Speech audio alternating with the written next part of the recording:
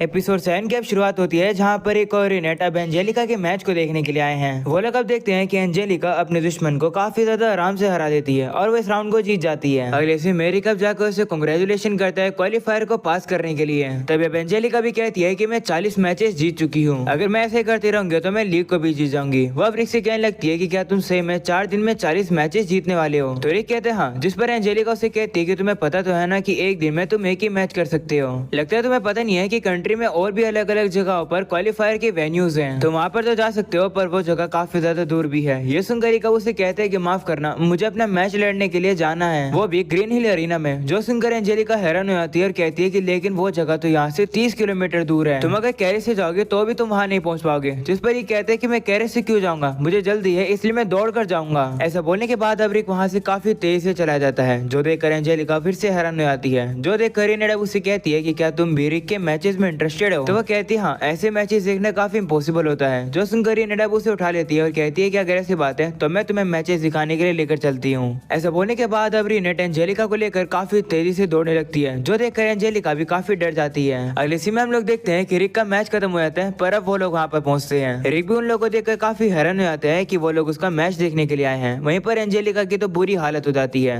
रिक भी हमें बताने लगता है कि उसने गलती से अपने अपोनेंट को ज्यादा ही मार दिया, इसलिए उसे और थोड़ा इंप्रूव करना होगा। रिक अब कहने लगता है कि मुझे एक और वेन्यू में जाना है। ऐसा बोलने के बाद वो फिर से वहाँ से दौड़ जाता है, जो देखकर रिनेट एंजेलिका को फिर से पकड़ लेती है और रिक का मैच दिखाने के लिए ले जाती है। हम लोग अब देखते हैं कि इसी तरीके से रिक अपने काफी सारे मैचेस को लड़ता है। वहीं पर रिनेट एंजेलिका को इधर से उधर लेकर दौड़ रही होती है, जिस वजह से एंजेलिका की हालत बहुत ही ज्यादा बुरी हो जाती है। अगले सीन में हम लोग देखते हैं कि एंजेलिका अब रिनेट से कह रही होती है कि मुझे विश्वास नहीं हो रहा है कि रिक 4 दिनों में ही 40 मैचेस जीत गया और क्वालिफाई हो गया, अब उसे लीग में जाना है। अच्छी बात यह है कि मेरा मैच उसी के साथ नहीं होगा। तो रिनेट उससे पूछती है कि क्या तुम भी इस टूर्नामेंट को जीतना चाहती हो? जिस पर वो कहती है हाँ, जीतना तो चाहती हो, पर रिक होएगा तो पता नहीं मैं जीत पाऊंगी या नहीं। तो रिनेट उसे बताती है कि जो ब्रोस्टोन है वो भी पार्टिसिपेट करने वाले हैं। ब्रोस्टोन वही एस रैंक एडवेंचरर है जिसने रिक को ट्रेनिंग दी है। ये सुनकर एंजेलिका बहुत ज्यादा डर जाती है कि उसके टूर्नामेंट में जीतने के चांसेस तो काफी ज्यादा कम है। वो रिनेट से पूछती है कि रिक कहाँ पर गया है, जिस पर वो कहती है कि वो जॉगिंग में गया है ट्रोनिया में। जिस पर एंजेलिका कहती है कि लेकिन वो जगह तो यहाँ से 600 किलोमीटर दूर है। रिक तो कुछ ज्यादा कमाल का है, मुझे बिल्कुल भी समझ नहीं आता है कि आखिर तुम उसके साथ कैसे रह पाती हो। क्या तुम्हें ऐसे कोई दिक्कत नहीं होगी कि अगर लोग तुम्हें रिक का लवर बुलाएंगे तो? जिस पर रिनेट कहती है कि मुझे तो कोई भी दिक्कत नहीं है क्योंकि मैं रिक को पसंद करती हूँ। जो सुनकर एंजेलिका और ज्यादा शौक हो जाती है और वो कहती है कि ओ ऐसी बात है क्या? तभी हम लोग देखते हैं कि वहाँ पर अब एक वेटर आ जाता है, जो कि अब उन लोगों से कहता है कि क्या तुम लोग हमारी मदद कर सकते हो, हम लोग को थोड़े पार्ट टाइमर्स की जरूरत है। अगले सीन में हम लोग रिक को देखते हैं, जो कि अब एक जगह पर आता है। तभी उसके सामने एक बंदा आता है और कहता है कि तुम रिक हो ना, मेरा नाम स्नेप रेजरेक्ट है, वेस्ट लीग को जो कमेटी मैनेज करती है मैं उसका चेयरमैन हूँ। जिस पर ये कहते हैं कि तुम्हें मेरे बारे में कैसे पता चला? जिस पर स्नेप कहता है कि तुम सबसे फास्टेस्ट पर्सन हो जो कितनी जल्दी क्वालिफाई हुआ है, तो मुझे तुम्हारे बारे में पता ही होगा ना। ऐसा बोलने के बाद अब वो दोनों एक दूसरे से हाथ मिलाते हैं। तब स्नेप का साथी वहाँ पर आता है और वो उसे बताता है कि लगता है कि एंजेलिका यहाँ पर नहीं है।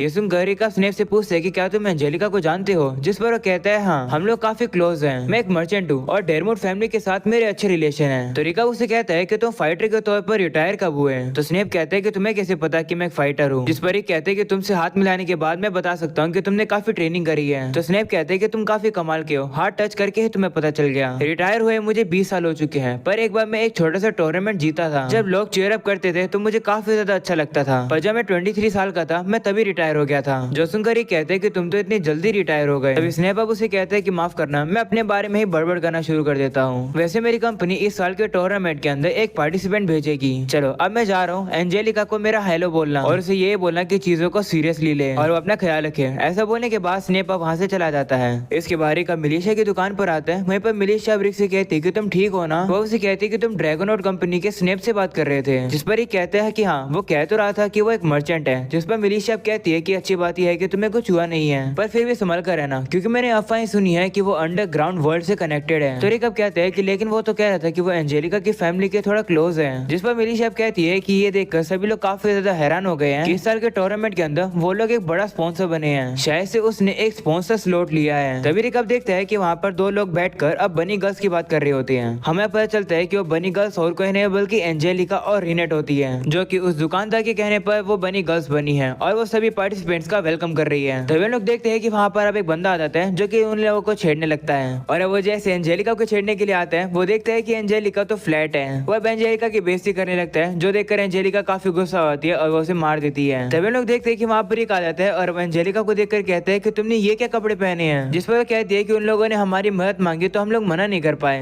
तब यह वहाँ पर रीनेट भी आ जाती है जो कि रिक से कहती है कि क्या हुआ, कुछ गड़बड़ है क्या। वहीं पर अब रीनेट को इस तरीके से खूबसूरत देखकर रिक तो काफी ज्यादा पिघल जाता है। वो तो अब कुछ बोल भी नहीं पा रहा होता है। अगले सीन में हम लोग केविन के उसी मैनेजर को देखते हैं जो कि रिक के बारे में पढ़ रहा होता है कि रिक ने 2 दिनों में ही सारे क्वालिफायर्स को पास कर दिया और हर मैच वो एक ही मुक्के से जीता है। ये सुनकर केविन अब एक्साइटेड हो जाता है। इसके बाद वो मैनेजर पास्ट का सीन याद करता है जहाँ पर वो केविन से मिलने के लिए एक जगह पर आता है। वो अब जैसे अंदर आता है वो देखता है कि केविन ने तो वहाँ पर अकेले ही काफी सारे लोगों को खत्म कर दिया है। उसे देखकर वो मैनेजर अब उसे कहने लगता है कि मैं तुम्हें यहाँ पर स्काउट करने आया हूँ। मैं चाहता हूँ कि तुम हेरेक्टोपिया में आओ। ये एक ऐसी कंट्री है जहाँ पर तुम जीत कर ही वो पा सकते हो जो कि तुम पाना चाहते हो। वहाँ पर काफी सारे टफ ओपोनेंट भी होंगे। ये सुनकर केविन कहते हैं कि ये तो काफी मजेदार लग रहा है। सीनो वापस से प्रेजेंट का आता है जहाँ पर मैनेजर केविन से कहते हैं कि काफी समय बाद तुम्हें इतना एक्साइटेड देख रहा हूँ, जिस पर केविन भी कहते हैं हाँ मैं भी काफी समय बाद एक्साइटेड हुआ हूँ। अगले सीन में हम लोग देखते हैं कि रिक और बाकी सभी लोग मिलकर खाना खा रहे होते हैं। वहीं पर एंजेलिका का मूड तो काफी ज्यादा खराब है। तभी रिका उसे कहता है कि एक स्नेप नाम का बंदा तुमसे मिलने आया था, क्या तुम उसे जानती हो। वो नाम सुनने के बाद अब एंजेलिका थोड़ी सी हैरान तो होती है पर वो रिक को कहती है कि नहीं मैं उस बंदे को नहीं जानती हूँ। इसके बाद हम लोग देखते हैं कि लीग टूर्नामेंट अब शुरू हो जाती है जहाँ पर वो जो अनाउंसर होती है वो बताती है कि हर ब्लॉक में से सिर्फ एक ही पर्सन क्वालिफाई होगा टूर्नामेंट के लिए। हम लोग अब देखते हैं कि पहले ब्लॉक का मैच शुरू हो जाता है जहाँ पर एंजेलिका की जो अपोनेंट होती है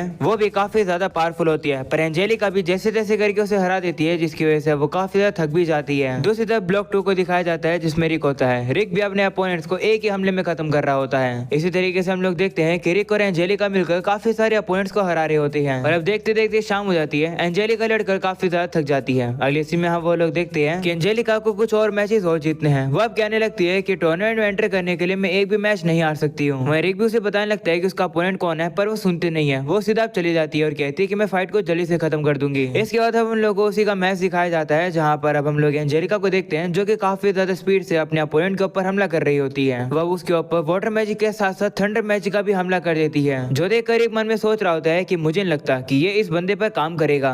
और अब बिल्कुल ऐसा ही होता है। वो बंदा एंजेलिका के अटैक से बाहर आ जाता है और इसे कुछ भी नहीं होता है। जिसके बाद हम लोग देखते हैं कि एंजेलिका काफी ज्यादा थक जाती है जिसकी वजह से वो काफी तेज अब दौड़ नहीं पा रही होती है। इसी मौके का फायदा उठाकर उसका अपोनेंट उसके पास आ जाता है और उसे मुक्का मार के उसे हरा देता है जो देखकर रिक भी काफी दुखी होता है। अगले सीन में एंजेलिका को दिखाया जाता है। वहीं पर डॉक्टर अब उसे हील कर देती है। हील होने के बाद अब एंजेलिका बाहर आती है जहाँ पर रिक अब उसका वेट कर रहा था। रिक अब उसे पूछते है कि क्या वो ठीक है, जिस पर वो कहती है हाँ। जिसके बाद रिक अब उसे कहता है कि तुम काफी हेस्टी हो गई हो। तुम्हारे अपोनेंट का जो डिफेंस है वो काफी अच्छा था, तुम्हारा जो मैचअप है वो काफी बुरा हुआ था, तो आखिर तुमने ऐसी टेक्निक का क्यों यूज किया जिससे कि तुम्हारा स्टेमिना कम होता है। ये सुनकर एंजेलिका गुस्सा हो जाती है और कहती है कि तुम्हारी राय किसी ने नहीं पूछी है। ऐसा बोलने के बाद वो वहाँ से बाहर चली जाती है। वहीं पर रिक भी उसका पीछा कर रहा होता है और उसे कहते हैं कि मुझे पता है कि मैं काफी ज्यादा अनरिलायबल हूँ पर फिर भी मैं तुम्हारी बात को सुन सकता हूँ अगर तुम्हें कुछ कहना है तो। जो सुनकर एंजेलिका भी थोड़ी सी खुश होती है और वो उसे कहती है ठीक है। अगले सीन में एंजेलिका रिक को बताती है कि जो स्नेप है वो दरअसल मेरा फियोंसे है। जब हमारी फैमिली मुसीबत में थी तो स्नेप ने आकर हमारी मदद करी थी। ये 1 साल पहले की बात है। एक एक्सीडेंट में हमारे पेरेंट्स मारे गए थे तो हम सभी भाई बहनों के ऊपर सारा बर्डन आ गया था कि हम लोग को फैमिली को मैनेज करना होगा। पर हम सभी लोगों में काफी ज्यादा कम एक्सपीरियंस था जिसकी वजह से हम लोग के ऊपर पैसे की कमी भी हो गई। पर जब भी हमारे दादाजी जो कि काफी ज्यादा लालची थे वो बीच में आ गए और उन्होंने स्नेप के साथ एक डील बना ली। मैं श्योर हूँ कि जो स्नेप है वो नोबिलिटीज के साथ अपनी रिलेशंस को बढ़ाना चाहता है। स्नेप ने कहा कि वो फाइनेंशियली हम लोग को सपोर्ट करेगा और बदले में उसकी मेरी साथ एंगेजमेंट हो जाए। उसके बाद हम लोगों ने काफी सारी कोशिश करी हमारे फाइनेंशियल को रिस्टोर करने के लिए पर काफी ज्यादा लेट हो गया था एंगेजमेंट को कैंसिल करने के लिए। ये सुनकर एक काफी ज्यादा हैरान हो जाता है। कहता है क्या वो तुम्हारा फियोंसे है, क्या तुम्हें ऐसे तरीके के पर्सन पसंद है। जिस पर एंजेलिका कहती है कि नहीं मैं इतनी देर से तुम्हें समझा रही हूँ, तुम्हें समझ नहीं आया क्या। दरअसल मैंने स्नेप को इन्वेस्टिगेट किया जिससे कि मैं उसके साथ एंगेजमेंट को कैंसिल कर सकूं। तभी मुझे पता चला कि वो टूर्नामेंट के अंदर एक काफी बड़ा स्पॉन्सर बना है। वो अब आगे कुछ बताने वाली होती है पर तभी अचानक से उन लोग को एक रेस्टोरेंट में से चिल्लाने की आवाज आती है। तो वो लोग वहाँ पर जाते हैं और देखते हैं कि एक बंदे ने तो एक लड़की को पकड़ा हुआ है और साथ में वहाँ पर टेलर भी है और टेलर वही है जिससे एंजेलिका हारी है। टेलर उस बंदे से कहने लगता है कि इस लड़की को जाने दो। ऐसा बोलकर वो उस बंदे को मुक्का मार देता है पर उस बंदे को कुछ भी नहीं होता है बल्कि वो बंदा गुस्से में आकर सीधा टेलर के गले को पकड़ लेता है और अब उसे काफी जोर से जमीन पर पटक कर उसकी काफी बुरी हालत कर देता है। ये देखकर एंजेलिका भी काफी हैरान हो जाती है कि इस बंदे ने टेलर को एक ही हमले में खत्म कर दिया। वहीं पर अब हम लोग देखते हैं उसी बंदे को जो कि बताने लगता है कि टेलर उससे काफी ज्यादा कमजोर है। जिसके बाद हम लोग देखते हैं कि वो बंदा अब उस लड़की को परेशान करने लगता है और उसके साथ गलत बिहेव करने लगता है और कहता है कि तुमने मेरे कपड़ों को खराब किया, अब मेरी बारी। ये देखकर एंजेलिका वहाँ पर आ जाती है और उस बंदे से कहने लगती है कि इस लड़की को छोड़ दो। तो बंदा अब उस लड़की को तो छोड़ तोड़ देता है, पर वो काफी गुस्से में आकर एंजेलिका के ऊपर हमला करने वाला होता है। वो बंदा अब एंजेलिका को मुक्का मारने वाला होता है, पर तभी वहाँ पर रिक आ जाता है जो कि उस बंदे के मुक्के को पकड़ लेता है।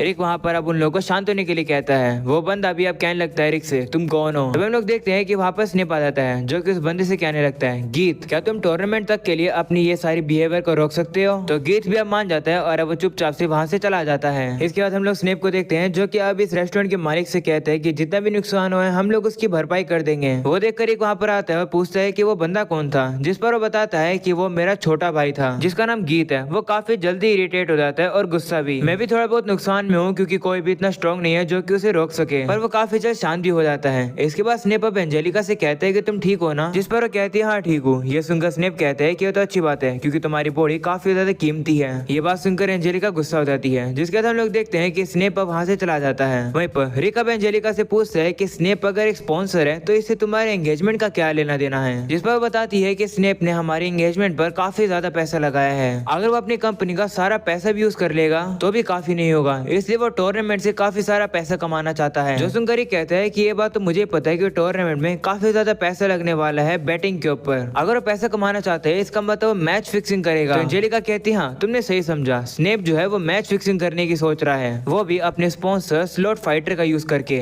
इसलिए मुझे कैसे करके उसके फाइटर को हराना होगा और इस एंगेजमेंट को तोड़ना होगा। वो सुनकर ही कहते ओ अब समझ आया कि आखिर तुम फाइटर क्यों बनी हो। जिस पर एंजेलिका कहती हाँ पर जो गीत है वो टूर्नामेंट के अंदर काफी ज्यादा ताकतवर है, मुझे लगता है कि मैं उसे हरा सकती हूँ। वो सुनकर ही कब उसे कहता है कि कैसा रहेगा कि अगर मैं तुम्हारी ट्रेनिंग करवाऊँ तो। जो सुनकर एंजेलिका काफी ज्यादा शौक हो जाती है और कहती है कि क्या तुम मुझे धमकी दे रहे हो। और अब यहीं पर जाता है ये एपिसोड खत्म। पसंद आया हो तो लाइक कर देना, चैनल पर नए हो तो सब्सक्राइब कर देना। मिलते हैं अगले एपिसोड के अंदर, तब तक के लिए बाय बाय।